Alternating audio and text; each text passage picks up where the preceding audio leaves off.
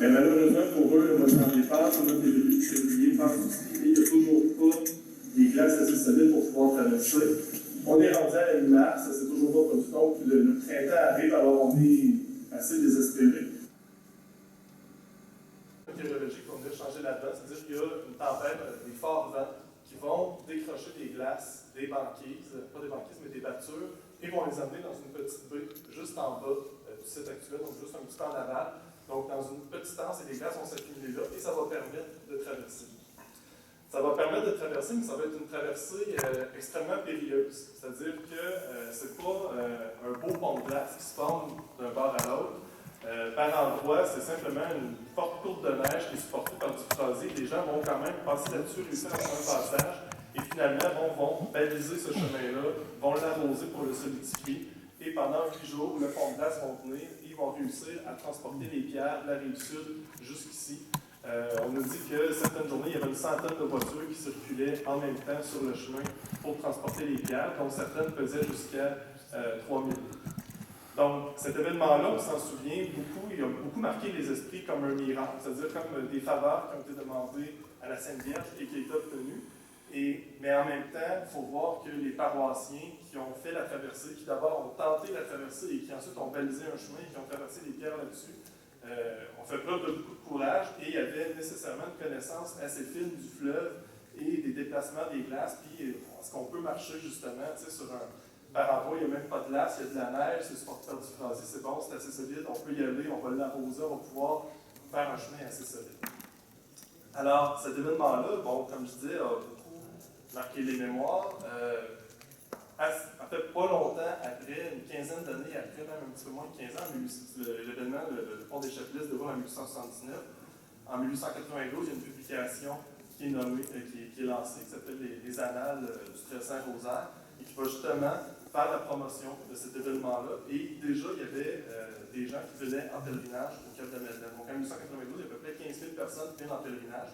Et c'est dans cet esprit-là que le curé de la place va décider de lancer cette publication-là pour promouvoir encore plus les pèlerinages. Et il donne comme exemple Sainte-Anne-de-Beaupré. Il y avait aussi ce type de publication-là qui faisait la promotion des miracles qui étaient obtenus dans ce cas-là de la bonne Sainte-Anne et ici de la Vierge. Alors, aujourd'hui, je ne veux pas insister précisément sur cet événement-là, sur l'histoire de cet événement-là du pont des Chapelets. Je pense sur le sanctuaire, l'histoire est assez bien relatée. Vous allez pouvoir faire la visite, vous allez voir plus de détails. Mais je voudrais juste vous parler, en fait, parce qu'aujourd'hui, quand on parle de pont de glace sur le fleuve Saint-Laurent, il y a comme un côté un peu folklorique ou une nostalgie. Donc, ça nous rappelle comme une espèce de bon vieux temps. Mais il faut voir qu'à cette époque-là, au 19e siècle, les ponts de glace sur le fleuve, c'est un moyen privilégié pour pouvoir circuler d'une rive à l'autre et transporter des objets aussi lourds que des pierres. Alors, c'est surtout cette histoire-là que je vais vous raconter aujourd'hui. Donc, l'histoire des ponts de glace sur le fleuve Saint-Laurent au 19e siècle, c'est quoi leur importance, qu'est-ce que ça a suscité aussi comme projet. Puis je veux terminer aussi par une courte réflexion pour revenir au pont des Chapelets et qu'est-ce que ça nous dit sur les rapports à la nature au 19e siècle, rapport à la nature, rapport à l'environnement, comment les gens perçoivent l'environnement qui les entoure.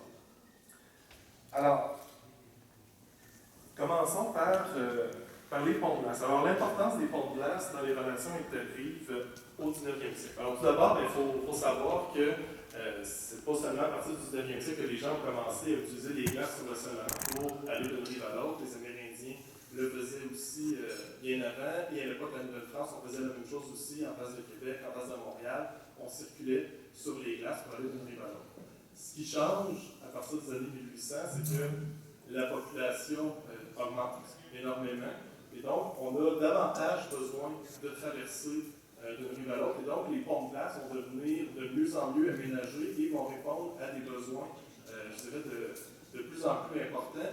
allant jusque dans les années 1880, où à Montréal, il y a un entrepreneur qui va carrément installer une voie de chemin de fer sur les glaces du fleuve pour aller de Longueuil à Montréal, parce que le pont Victoria à l'époque était déjà construit, mais le pont appartenait à la compagnie de chemin de fer, donc il y avait un monopole, les autres trains ne pouvaient pas circuler sur ce pont-là. Alors il y a vraiment un entrepreneur qui va installer un chemin de fer sur les glaces du fleuve. Donc la locomotive, il y a un événement d'ailleurs où, pas au milieu, mais sur les bordages ou les glaces avec les niveaux d'eau, ça peut bouger un petit peu plus, la locomotive s'est enfoncée, donc ça a été un résultat, un succès et en même temps un peu mitigé parce que c'était pas si évident que ça de circuler. Mais le pont de glace représente aussi de très très grands avantages. Donc comment on traverse d'une rive à l'autre? À l'époque, les gens qui habitent sur le bord du fleuve, à peu près tous ont une petite embarcation. Donc s'ils ont de la famille de l'autre côté, s'ils ont des petites choses à transporter, je ne sais pas, quelques légumes, des choses comme ça, ils veulent aller au marché de l'autre côté du fleuve, s'ils sont sur la rive sud, comme Nicolette, ils veulent aller au marché de Trois-Rivières, qui est un centre urbain un petit peu plus important, ils veulent apporter des produits, ils peuvent le faire avec des petites embarcations. Il y a aussi, face aux grandes villes, des traversiers. Donc à Trois-Rivières, à Montréal, à Québec, à Sorel, il y a des traversiers qui font la circulation entre les deux rues et qui permettent aussi de transporter des charges un peu plus grandes. Mais il reste que il y a comme deux saisons critiques. L'automne, quand il commence à y avoir des glaces, et là, les traversiers ne peuvent plus traverser, surtout au milieu des années 1800, quand c'est des bateaux avec des roues à eau. Donc, je ne sais pas, vous imaginez dans la bande dessinée de Lucky Luke, entre autres, on voit ça sur le Mississippi, mais les bateaux à roues à eau, s'il y a des glaces, ça ne fonctionne pas ces bateaux. Donc, dès qu'il y a des glaces flottantes, la traverse arrête. Quand on avance dans le temps, plus dans la deuxième moitié du 19e siècle, on va l'hélice qui va arriver, les coques qui vont être construites plus solidement. Donc, la navigation va pouvoir s'étirer un petit peu plus longtemps durant l'hiver, peut-être jusqu'en janvier. Mais il reste que quand la glace se forme d'un bord à l'autre, on la traverse l'autre. Et puis, donc c'est ça. Donc, il y a un moment où il y a les glaces flottantes, donc à l'automne quand les glaces se forment, au printemps après la débarque, quand les glaces partent. Mais là, il va y avoir les canotiers, qu'on connaît encore aujourd'hui à cause des courses qui sont en bon développement là, en ce moment. Il y en a à Québec, il y en a à Trois-Rivières, il y en a à différents endroits, donc des courses de canaux à glace. Alors, ça permet de maintenir des services essentiels comme la poste. Ça a l'air innocent aujourd'hui, mais si on veut apporter du courrier de la rive sud à la rive nord, bien, les canotiers servent à ça. Puis en même temps, les gens qui ont davantage besoin de se déplacer, des avocats, des notaires, des médecins qui ont besoin de se déplacer, ça offre un service aussi qui est essentiel. Mais il reste que tous ces moyens-là que je viens d'évoquer, la petite embarcation personnelle, le traversier, les canotiers, si on veut transporter des grandes charges, comme les pierres d'une église, mais aussi comme le foin, le bois de chauffage, des fois des grandes quantités de récolte, bien, ça ne suffit pas, ou ça va être très coûteux. Le traversier peut être un bateau d'assez bonne capacité, mais imaginez par exemple les pierres d'une église, on doit les charger sur le bateau. Le bateau, il y a un capitaine, il faut le payer. Il faut payer aussi pour le bateau traverse, il faut les décharger. Alors que si nos pierres sont sur la rive sud, on se rend l'hiver sur la rive sud, on les charge sur des traîneaux, on les amène sur le site de l'église, puis on le voit que l'église est directement sur le bord du fleuve. Bien, on les charge sur le traîneau, on les amène de l'autre côté, on les décharge. Il y a beaucoup moins de manipulation. Et puis, bien, dans ce cas-ci, dans le cas du pont d'échappée, c'est les paroissiens qui eux-mêmes ont fait le transport, donc ils n'ont pas à payer pour le bateau. Alors, ça réduit énormément les coûts, c'est beaucoup moins coûteux comme moyen de transport. Et puis, ça, c'est un peu malheureux. C'est-à-dire qu'on n'a pas beaucoup d'informations sur qu'est-ce qui transite sur les ponts de glace. On sait qu'ils sont là, on sait qu'ils sont importants. Je vais évoquer là, quelques indices de leur importance pour les populations. Mais on le voit par exemple en lisant dans les journaux, en lisant dans la documentation gouvernementale. Donc on nous dit c'est quoi l'importance de ces liens-là pour circuler d'une rive à l'autre. Mais on n'a pas de statistiques sur qu'est-ce qui circule. Tandis que, dans un port, généralement, c'est pas toujours le cas, mais il y a quand même des années où les ports s'organisent, il y a un douanier qui prend note tout ce qui est sorti du bateau. Donc, on sait, par exemple, au port de Trois-Rivières, pour les années où il y a des statistiques, on sait à peu près qu'est-ce qui transite par le port, et donc, qu'est-ce qui s'en va sur les chemins de fer. Pour le pont de glace, on ne le sait pas, il n'y a pas de statistiques. Les gens partent de chez eux, traversent le fleuve, amènent les produits où ils doivent aller. Donc, on le sait, on le sait pas très bien. Pourquoi je disais... Les avantages, ça va.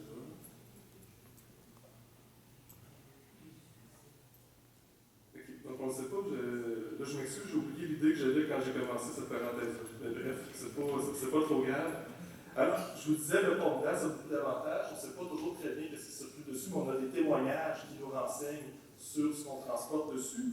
Et, signe de l'importance des ponts de glace au 19e siècle, ben, il y a des projets d'aménagement qui vont être mis en place pour des projets d'aménagement qui vont être élaborés pour favoriser la formation des ponts de glace. Alors, à Québec, à Trois-Rivières, surtout face à des villes où là, on a beaucoup de relations avec la rive sud. On veut, par exemple, que le bois de chauffage soit le moins cher possible de cet hiver-là. On veut que le marché des denrées soit bien alimenté durant l'hiver. Donc, on veut une circulation fluide le plus possible.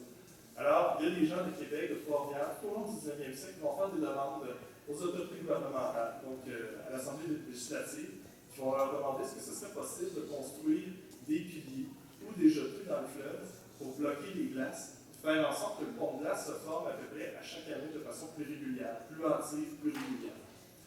Et ce projet-là, en fait, c'était le sujet de la thèse de doctorat que j'ai commencé, mais que je n'ai pas complété, mais c'était les enjeux autour de ces projets-là. C'est-à-dire qu'on voit des gens qui veulent augmenter les relations entre les deux rives, mais en même temps, leur projet va entrer en conflit avec l'aménagement du personnel qui se fait à ce moment-là, c'est-à-dire c'est le dragage du fleuve pour la navigation qui commence au début, pas au début, mais au milieu des années 1800. Dans les années 1850, c'est les grands intérêts maritimes de Montréal, donc des marchands, des commerçants, qui vont faire des pressions justement auprès du gouvernement pour que des grandes sommes soient investies. D'abord pour creuser le lac Saint-Pierre, pour que la navigation qui arrive de l'Europe puisse se rendre jusqu'à Montréal. Puis en même temps pour canaliser en amont de Montréal pour que toutes les productions des Grands Lacs, de la région des Grands Lacs, puissent transiter par Montréal, en même temps que l'approvisionnement de cette région-là, produits européens, puisse passer aussi par Montréal. Alors, il va y avoir un rapport de force qui va se mettre en place entre des gens de Trois-Rivières, des gens de Québec, des gens de Montréal, pour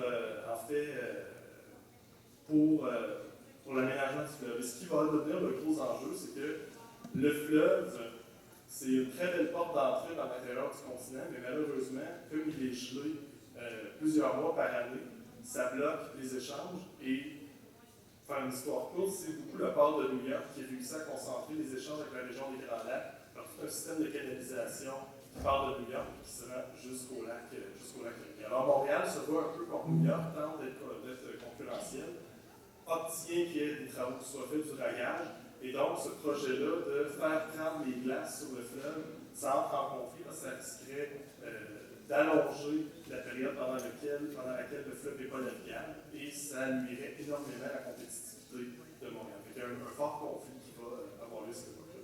Mais il en demeure pas moins qu'il y a un projet qui va être présenté, plusieurs représentations vont être faites par les députés de Trois-Rivières et les environs aussi de Nicolet, de Champlain, auprès du gouvernement. Ils vont obtenir une première fois que les piliers soient construits. Ça n'ira pas jusqu'au bout du projet. Le projet va être abandonné. Et finalement, ce qui va venir comme tuer ce projet-là, ça va être une inondation qui survient en 1865. Donc, il y a une forte inondation qui survient en 1865. Pour faire court, il y a un embâcle qui se forme à peu près à la hauteur de Grondines, donc juste en bas de Sainte-Anne-de-Pérade. Et ça va créer une inondation monstre jusque dans la région de Sorel. Donc, à Trois-Rivières, les eaux vont être très hautes. Et dans la région de Sorel, surtout dans l'archipel du lac Saint-Pierre, donc l'île de Grâce, donc tout dans l'archipel d'îles autour de Sorel-Berthier, il y a une trentaine de personnes qui vont mourir pendant l'inondation. Les gens à l'époque sont quand même assez habitués aux inondations, mais là, c'est une inondation qui est non seulement très haute, mais en plus, il y a une forte tempête. Donc, les eaux sont très hautes, la débâcle se produit au même moment. Et là, il y a des glaces qui vont pénétrer à l'intérieur des terres, qui vont détruire des maisons, détruire des récoltes. Oui, il y a une trentaine de personnes qui meurent, mais il faut aussi voir plein d'animaux de ferme, aussi plein de détails qui vont être emportés aussi dans les granges et tout ça. Mais je vous dis, les gens avaient quand même, c'est un événement exceptionnel, les gens avaient quand même l'habitude, c'est-à-dire qu'en voyant que l'eau était haute, la plupart des agriculteurs dans cette région-là avaient monté justement les bêtes dans les granges, avaient fait un deuxième étage, elle avait monté les bêtes à ce deuxième étage-là, elle avait monté les récoltes. Mais si les glaces rentrent et emportent les granges, mais là, il n'y a plus rien à faire, malheureusement. Alors, cet événement-là, qui survient en 1865, donc on a à peu près 15 ans avant le pont des Châtelets, va comme venir mettre un terme au projet de construire des piliers, construire des jetées dans le fleuve Saint-Laurent. Mais il reste que pendant les années qui suivent, on va continuer à utiliser le pont de glace. Encore quelques représentations qui vont être faites, mais on va continuer à utiliser les ponts de glace pour circuler d'une rive à l'autre. Et donc, le pont des Châtelets, donc l'idée en 1878 que les paroissiens ont d'utiliser les glaces du fleuve pour transporter les bières, ben, ça s'inscrit tout à fait dans l'esprit du temps. C'est pas une idée folle, c'est même tout à fait logique. C'est vraiment la meilleure façon de transporter les bières. Malheureusement, le moment, l'année qu'ils avaient choisi pour faire la construction, ben, ça a donné que le pont de glace ne s'est pas formé. En tout cas, pas au moment voulu, puis qui s'est formé de façon assez fragile, puis ils ont travaillé très très fort pour réussir à avoir une route. Sur les détails, là, je reviens un petit peu sur le pont des Châtelets. On nous dit que justement, le 14 mars, il y a un ans, les glaces s'accumulent dans une petite baie. 2 jours plus tard, après les vagues, ils partent un groupe à plus d'une quinzaine d'hommes. Il y en a 2 qui sont en avant. Ce qu'on nous dit, c'est qu'il y en a un qui a une corde attachée après lui, l'autre qui la tient, puis qui a une hache dans sa main. Donc, si jamais il y en a un qui est emporté, ben, l'autre avec sa hache, avec son filet, peut le retenir. Donc, ils prennent des grands risques. Par endroit, peut-être que c'est pour magnifier l'événement, mais par endroit, on nous dit que, justement, quand je dis, ils marchent sur une épaisse couche de neige supportée par du phrasier, ils passent un bâton à travers ça, puis ils sentent que le bâton est rendu dans l'eau en dessous, c'est sous la couche. Fait qu'ils prennent quand même d'énormes risques pour pouvoir. Puis, ça montre aussi la difficulté ou les coûts qui auraient été encourus s'ils avaient décidé de transporter ça par bateau, s'ils sont prêts à prendre tous ces risques-là et à faire tous ces efforts-là. Donc, je disais le dimanche soir de faire la traversée après l'hiver, de travailler jusqu'à 11 h le soir à baliser le chemin, à l'arroser, à travailler très très fort pour l'arroser, de baliser. Puis pendant 8 jours après ça, puis on peut imaginer en étant extrêmement pressé parce que le pont peut partir à n'importe quel moment, donc à faire ça le plus vite possible pour pouvoir traverser le maximum de temps. Alors, je disais que des projets d'aménagement, ça tombe à l'eau malheureusement, mais on continue à utiliser les ponts de glace. Et la fin des ponts de glace va débuter, si on veut, à peu près au début des années 1900, quand le gouvernement canadien va commencer, va mettre en service des brises-glaces sur le fleuve Saint-Laurent. Mais au départ, les premiers brises-glaces sont surtout là pour éviter la formation d'embarques au printemps. Donc, ils ne maintiennent pas le fleuve ouvert à longueur d'année.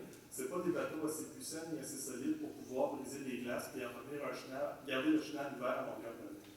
Alors, c'est des bateaux qui vont seulement, comment je dirais, briser le pont de glace, éviter la formation d'embarques. Un élément aussi qui est, en fait, là, c'est plus une question qu'il faudrait voir. Est-ce que la fréquence des ponts de glace diminue à la fin du 19e, au début du 20e siècle, à cause, est-ce qu'il y a un réchauffement du climat? On sait qu'il y a un petit air glaciaire au milieu des années 1800 à cause d'une éruption volcanique. Donc, il y a d'ailleurs une étude qui a été faite là-dessus où 2 scientifiques, en collaboration avec un historien, se sont intéressés à la fréquence des ponts de glace à Québec durant cette période-là qu'on connaît, qui s'appelle le petit air glaciaire. Et là, ils ont pris justement les fréquences de ponts de glace à Québec pour voir si les hivers ont été plus froids à Québec durant cette période-là. Mais bon, justement, est-ce qu'on est à la fin de ce petit air glaciaire-là à la fin des années 1800? Et surtout, est-ce que le dragage du fleuve qui accélère le courant au milieu a fait en sorte que les ponts de glace deviennent moins fréquents à cette époque-là? Parce que le fleuve, dans la deuxième moitié du 19e siècle, se transforme énormément. Je vous disais, bon, il y a eu un conflit entre les intérêts maritimes et les gens de Port-Dac qui voulaient favoriser la formation du pont de glace. Bien, les intérêts maritimes vont d'abord creuser le lac Saint-Pierre pour permettre à la navigation océanique de dépasser Québec et se rendre jusqu'à Montréal. Mais au fur et à mesure qu'on avance dans le temps, les bateaux deviennent de plus en plus gros. Comme aujourd'hui, quand on en parle encore, il y a toujours des rumeurs que peut-être on pourrait recreuser le fleuve, refaire le système de canalisation en amont de Montréal parce qu'on pourrait rendre ça accessible à des bateaux de type Panamax. Bien, à cette époque-là, il se produit à peu près la même chose. Les bateaux grossissent sans arrêt. Et donc, la nouvelle voie navigable qui devait être ouverte à tous les types de bateaux, bien, on doit sans arrêt la recreuser, ce qui fait en sorte que les zones qui sont posées deviennent de plus en plus longues et le chenal s'élargit de plus en plus et s'approfondit. Alors ça a un impact nécessairement sur sur le débit du fleuve. Ça a sûrement un impact aussi sur le déplacement des glaces. Donc, ce serait une autre chose à voir. Est-ce que ça a aussi posé, en fait, une baisse de l'utilisation des pompes? La fin inévitable va arriver dans les années 60. Là, justement, au fur et à mesure qu'on avance dans les années 1900, la flotte de brise-glace s'améliore et on arrive dans les années 1960 et là, on a véritablement des brise-glaces qui sont capables de garder le chenal ouvert à l'année qui permettent aux bateaux de se rendre jusqu'à Montréal. Et là, il y a une transition qui va se faire que je trouve, que moi j'ai trouvé très intéressante. Dans mes recherches, quand je lisais, en fait, je consultais beaucoup les journaux de Trois-Rivières. Dans les années 20, c'est le Nouvelliste qui existe à partir de 1920.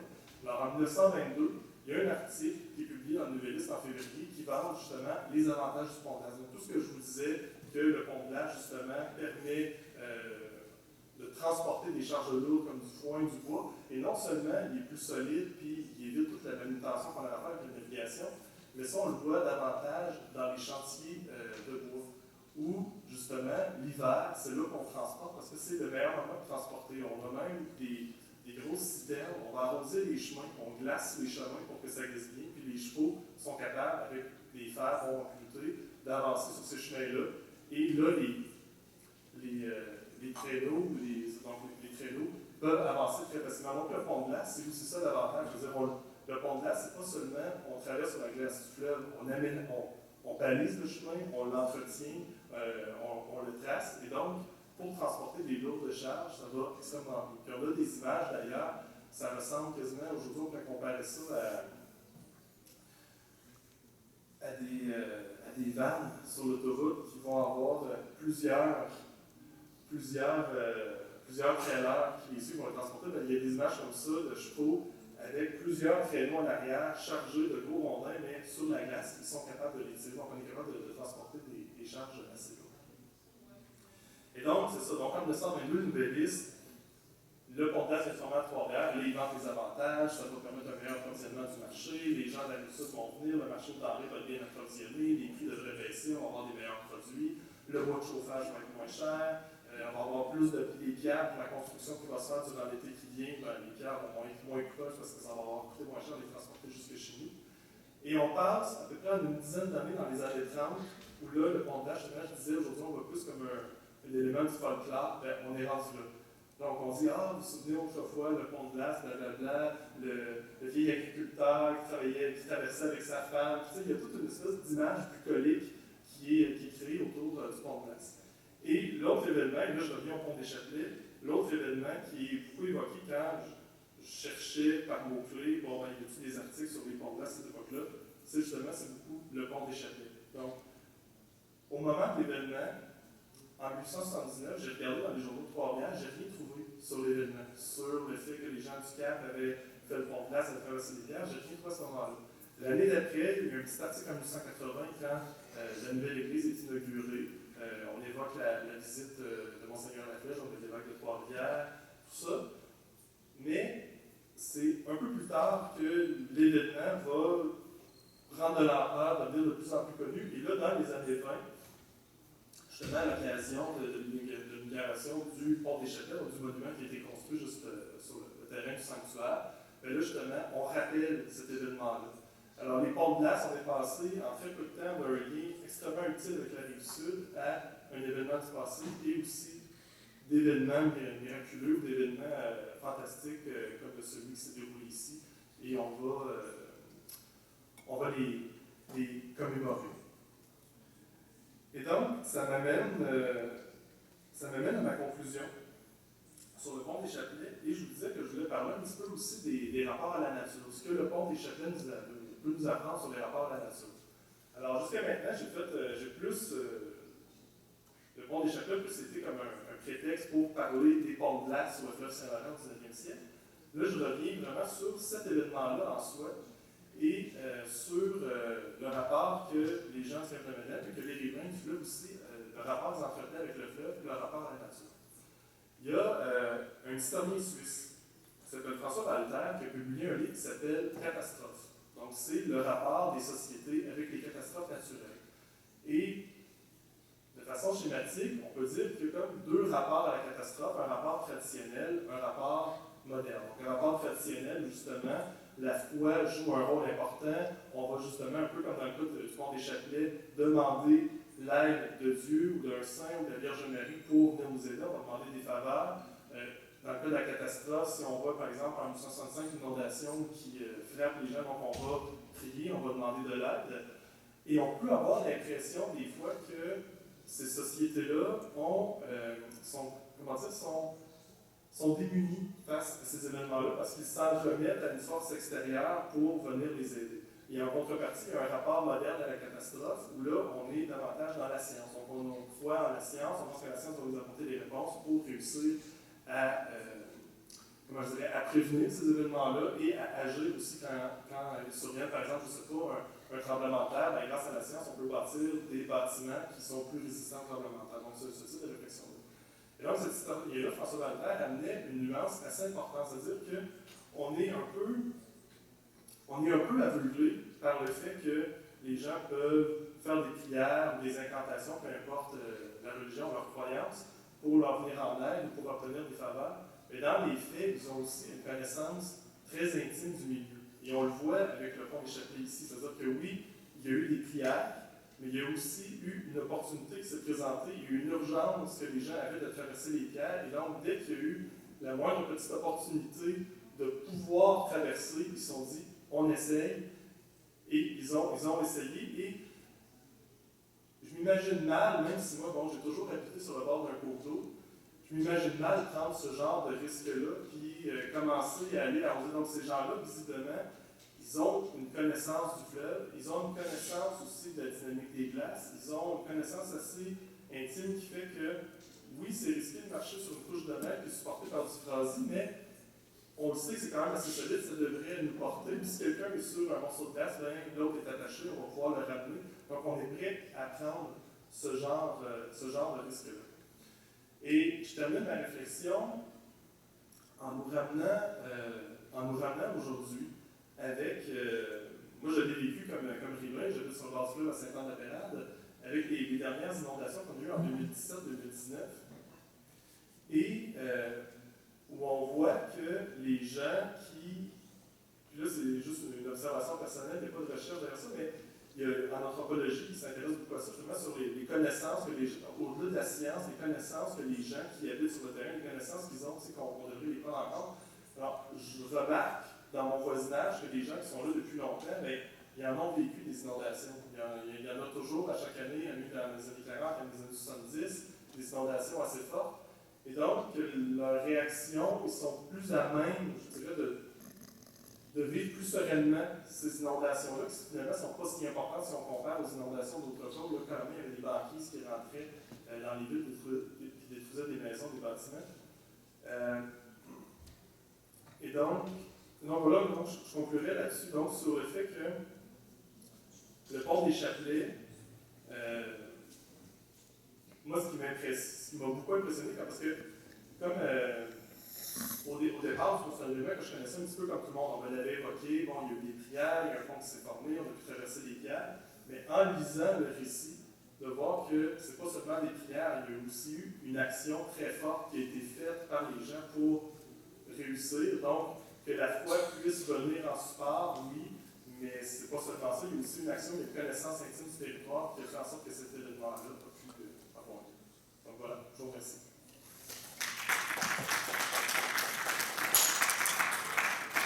Je vous remercie. Puis si vous avez des questions, je ne sais pas, on a combien de temps, Grégory? Bon, j'allais dire pour des questions, vous avez 10 minutes. OK, 10 minutes. Oui. Est-ce que, à l'époque, est-ce qu'il y avait une réflexion au niveau de la protection de l'environnement? Tu sais, maintenant, là, si on parle de creuser le fleuve, là, automatiquement, on espère que les gens ont le réflexe de dire mais qu'est-ce qui arrive avec la faune, la flore. Là. Est-ce que, à quel moment c'est arrivé cette réflexion-là? C'est difficile? Ben, ça. Je vais y arriver, là. C'est-à-dire, déjà, dans les années. Je ne sais plus exactement qui, mais bon, dans la deuxième moitié du 19e siècle, donc dans les années, mettons, 1860-1870, parce que justement en lien avec les ponts de plage, j'ai aussi beaucoup travaillé sur les inondations. Il y a déjà une conscience qu'avec la colonisation des terres, il y a un fort défrichage qui a été fait. Comme il y a une grande partie de la forêt qui a été coupée, les eaux sont moins retenues. Et donc, quand il y a un coup d'eau, quand il y a une fonte des neiges subite, il y a un fort apport d'eau dans les cours d'eau et ça contribue aux fortes inondations. Donc, sur des questions comme ça, ils vont l'avoir. Sur la question du dragage, quand j'ai commencé mes recherches, la question que je me posais, c'était celle des impacts environnementaux du dragage. Donc, je savais que dans les années 1850, on avait creusé pour la première fois le chenal dans le lac Saint-Pierre. Donc, le lac Saint-Pierre, avec une profondeur à peu près de 3 mètres, là, on voulait avoir un chenal de 5 mètres de profondeur, puis je pense une centaine de mètres à peu près de large. Donc, on voulait vraiment tracer un sillon. Puis, en lien avec le moratoire qui est en ce moment sur la pêche-chaude dans le lac Saint-Pierre, je me posais, bon, à cette époque, en 1850, est-ce que les gens du coin, est-ce qu'ils ont fait des plaintes, est-ce qu'ils ont soulevé ça comme problème, je ne sais pas, qu'il y avait une baisse de stock de poissons, tout ça, puis finalement, pour rien trouver ni dans les journaux, ni dans la documentation gouvernementale. Fait que, visiblement, ça posait pas, ces travaux-là ne posaient pas vraiment de problème à ce moment-là, en tout cas pour le gagne-pain des gens. C'était pas assez nuisible pour leur environnement, donc le milieu dans lequel ils vivaient, pour qu'ils fassent des réclamations au gouvernement, pour qu'ils demandent des modifications ou la fin des travaux. Sur le fleuve, je ne pourrais pas dire exactement à quel moment il y a eu cette prise de conscience-là. Il y a quand même, là, les idées viennent en même temps, à Trois-Rivières, c'est surtout sur le Saint-Maurice où il y a une forte industrialisation. Puis la fin des années 1800, justement, le réseau d'aqueduc est approvisionné à partir de l'eau du Saint-Maurice. Et là, on se rend compte que, avec l'industrialisation à Trois-Rivières, dans la Shawinigan, il y a des cas de typhoïde qui vont survenir. Et là, on commence à se poser la question sur comment on s'approvisionne en eau. Mais c'est sûr qu'il faut voir aussi que la population a énormément augmenté depuis cette époque-là, et donc la pression n'est pas la même. Dans les journaux, on retrouve aussi plein de mentions. L'hiver, les gens vont tout simplement porter leurs déchets sur les glaces du fleuve à Trois-Rivières. Et au printemps, ça part avec les glaces, on est débarrassé. Aujourd'hui, on regarde ça, on se dit c'est terrible. Effectivement, ça l'est, mais en même temps, Trois-Rivières, à la fin des années 1800, c'est, je ne vais pas dire de bêtises, peut-être autour de 10 000 personnes à peu près. Donc on est très très loin de la population actuelle. C'est clair que cette pratique-là, à la fin des années 1800, ça n'a pas le même impact que ça aurait aujourd'hui. Je ne sais pas si ça répond à la question. Oui? Le pont de 1879 ici, non? Mm-hmm. On a une idée assez précise de sa longueur ici à Saint-André. Dans le récit, on nous dit que c'est environ une quarantaine d'arpents. Donc, je regardais hier, mais en fait, ce qu'on nous dit, c'est qu'ils sont rendus à peu près à 1 km en bas du sanctuaire du Cap, donc en s'en allant vers Champlain, à peu près 1 km, et ensuite, ils ont traversé jusqu'à Saint-Angèle. Donc, il faudrait voir, je suis désolé, je n'ai pas la réponse, il faudrait voir sur une carte, tout simplement, d'environ 1 km en bas jusqu'à Saint-Angèle, c'est quoi comme distance? Ouais. Et puis, je ne suis pas certain non plus qu'il est exactement en ligne droite. On n'a pas un tracé exact, mais dans le récit, on nous dit qu'à un moment donné, ils trouvent une diagonale par laquelle ils sont capables de traverser. Donc, est-ce qu'il est plus long qu'une simple ligne droite de la rive nord à la rive sud? Est-ce que par une diagonale, il est un petit peu plus long? Peut-être. Mais je suis désolé, je n'ai pas la réponse exacte.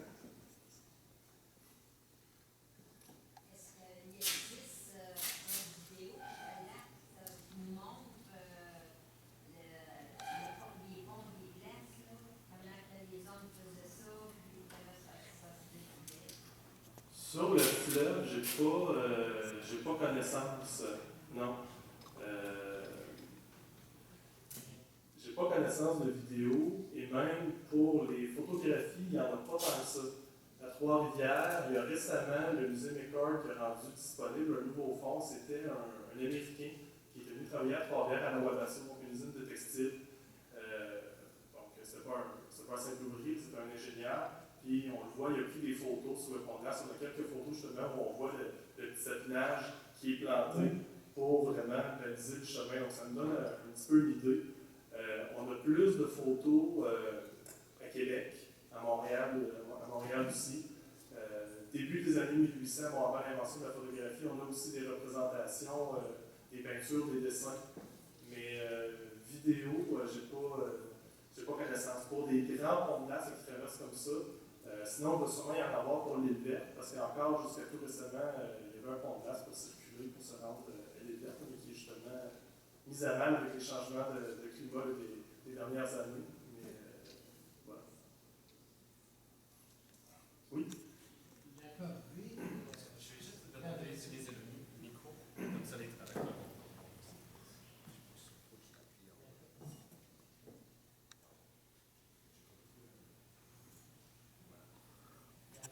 La corvée pour traverser ce pont de glace, ça pouvait mobiliser combien de personnes? Est-ce que vous le savez? Dans le récit, ils nous disent qu'ils sont partis à peu près une quinzaine d'hommes pour traverser.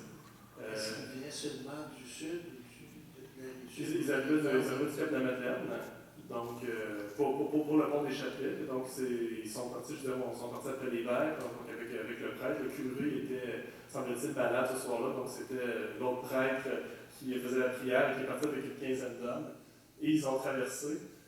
Au début du récit, il dit même qu'il y a un petit groupe d'enfants qui les accompagnait. Je pense pas, parce que j'espère qu'ils ne sont pas rendus jusqu'à l'autre bord, puis ils ont juste accompagné jusqu'à la distance où il y avait l'accumulation de glace. Mais en gros, on nous dit que c'est une quinzaine d'hommes.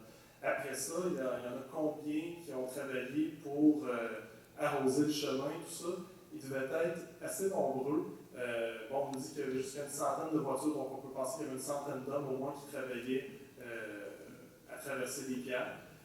Puis pour l'entretien, s'ils sont partis après l'hiver, donc c'est autour de 5-6 heures le soir qu'ils sont partis, peut-être même plus 6-7 heures, on nous dit qu'à 11 heures, le chemin était balisé. Donc ils devaient être assez nombreux pour réussir à avoir terminé à ce moment-là de baliser le chemin. Mais je ne sais pas exactement combien ils étaient, mais ils sont partis une quinzaine, puis après ça, on sait qu'il y a à peu près une centaine de voitures qui circulaient.